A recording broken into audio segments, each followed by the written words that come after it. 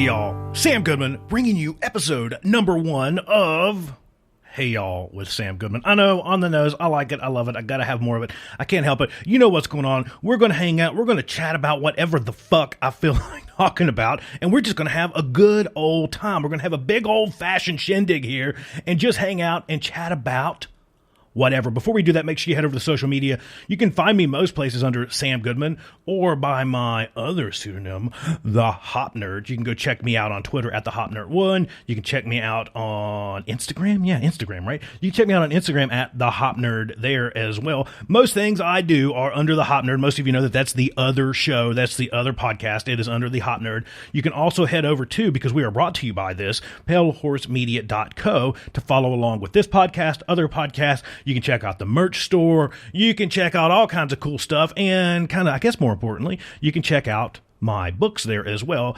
Safety Sucks, the bullshit in the safety profession that they do not tell you about. And my latest release, Obscured. And this is 2021. So 2021 on my bucket list for the year is to get another book out, maybe 2.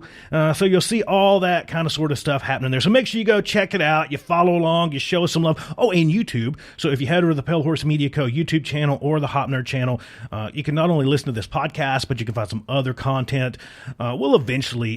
It's me. I'll be doing some stuff over there at some point. So I hope that you enjoyed the introductory episode, the inaugural episode of Hey Y'all. If you haven't listened to that, go back and check that out. You can learn some more about me. If you don't already know who I am, you can go and tune into that. If you want to know more about me on the professional side of things, as I said, you can check out the Hop Nerd. So today, I want to start with this. I want to start by doing something that we plan on incorporating here. I keep saying we, but I guess it's just me. I'm sitting here all by myself. So I guess it's me, myself, and I. But I want to do this like random question generator thing. I just thought it would be a lot of fun. I've seen like these podcast card deck things that you can kind of pull out and kind of like randomly shuffle them and pull out a card. I'm not going to spend the $20 Instagram on buying them. So I just found like a really cool app. So I'm just going to hit this. Here we go. You ready? Dun, dun, dun, dun, boom. Random question. What is the strangest thing you have come across? Dramatic pause. Dead air. Thinking about that, it's a story that I share. So as you know, I'm from Southwest Virginia. I'm a hillbilly. I grew up in a really small little town. Like my high school graduating class was probably about 100 kids. And that was a pretty big school for the area. So kind of growing up in that area, let me pause and say that, number one, growing up in an area like that is amazing. You know, for a lot of different reasons. You don't have like kind of the large urban area troubles. You can kind of get into trouble without really getting into trouble, right? If I try to pull some of the shit that I pulled there, like here in Phoenix where I reside now, if I was a kid living in a large city, I guess is what I'm saying, like I would have probably been like in juvie or something, right? So like, you know, you grow up in the mountains, you kind of grow up in kind of the hills of Virginia there where there's not really a lot happening. You know, you've got a Walmart about every 50 miles and a couple of gas stations and some small stuff happening, you know, some little shops and stores and just small towny life, you know.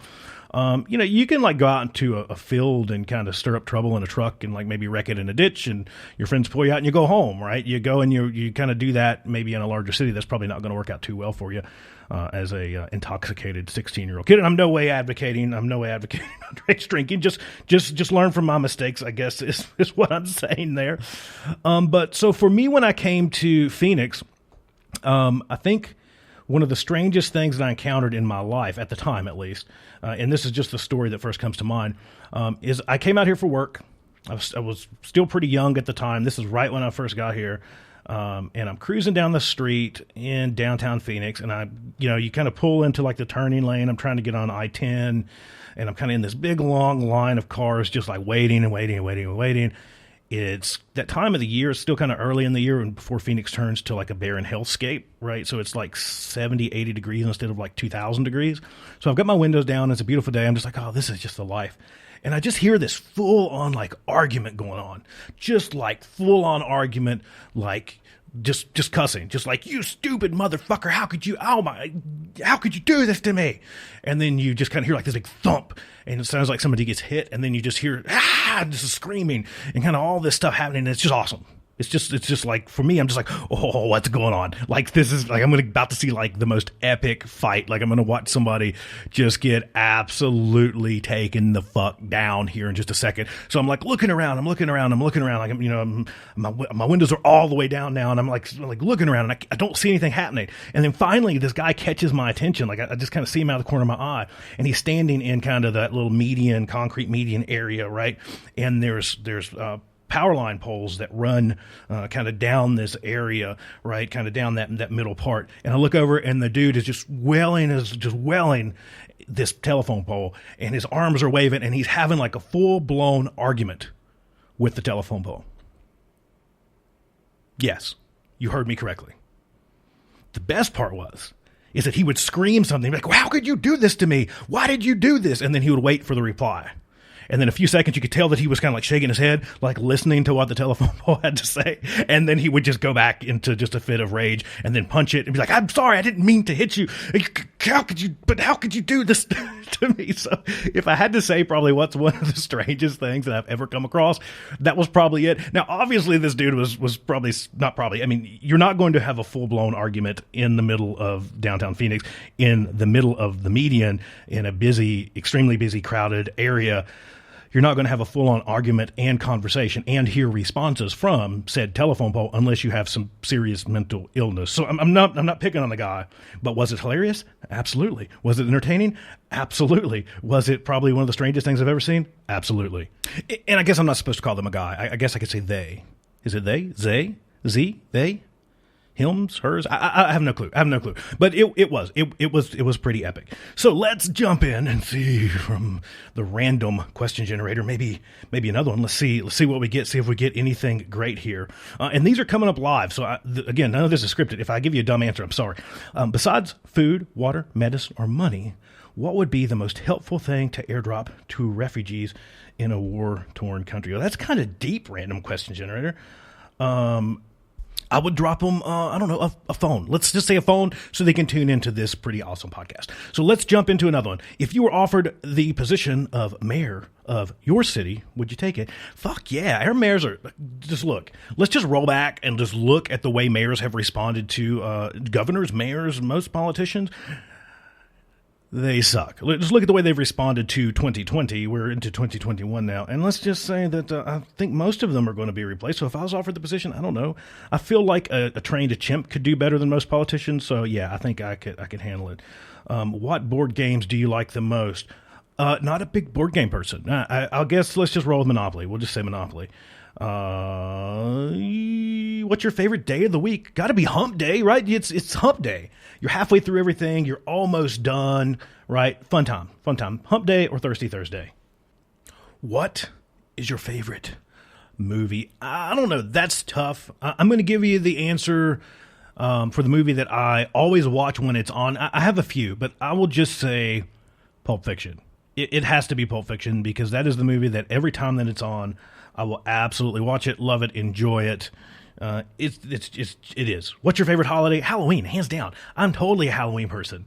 Like, for all of you Christmas people out there, look, I get it. I like Christmas too, but you're ruining it. You're absolutely ruining it for the rest of us. There's no fucking Thanksgiving. There's no Halloween anymore. There's nothing in between. It's just goddamn Christmas. Right? We start in like May and it's like, oh, Christmas shit's out. Fuck yeah, Christmas is out. Let's just do Christmas forever. No, pass. Like I'm this kind of person that like, let's do Halloween. And then after Halloween, we can officially focus on Thanksgiving. If you have your Christmas tree up before Thanksgiving, you're a fucking lunatic.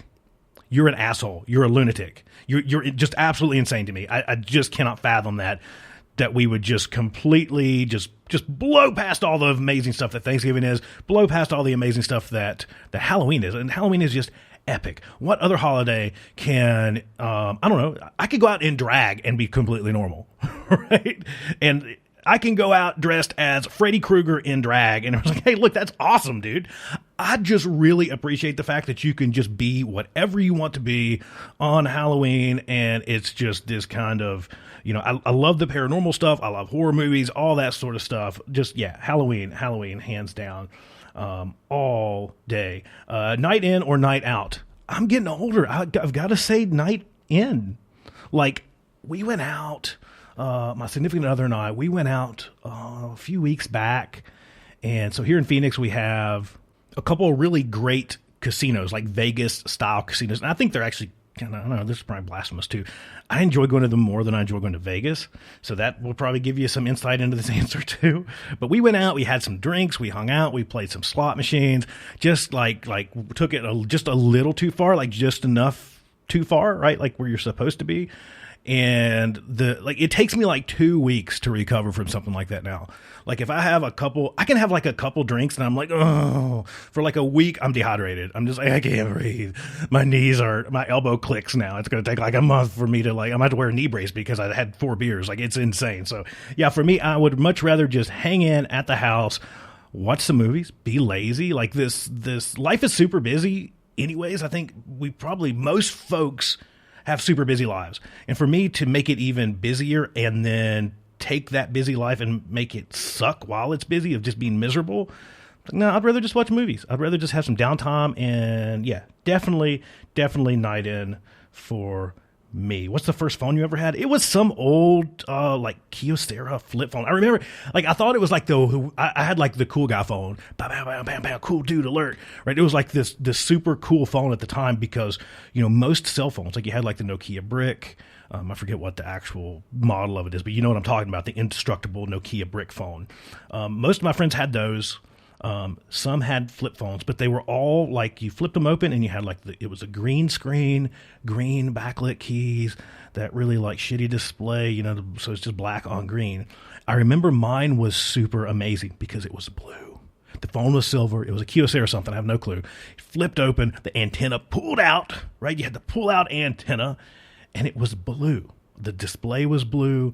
The backlit lighting on the keys were blue, and it was just like the coolest thing ever. You could play like Snake for days. It was just so cool. If you could trade lives with someone, who would it be and why? I don't think I would. I just don't think that I would. I really, really love my life. I just think that that's it. What languages do you speak? I speak English. I hope that comes through with this. And then other than that, I speak redneckese. So I speak hillbilly.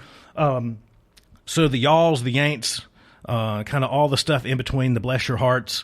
I can say wersh-rag, wersh-cloth, chimbly, winder, battery, samage, kind of all the other stuff that you might need a translator for if you're not listening to this from a certain region of the country. I can go down to the store and I can get you a poke of tobacco or a poke of flour.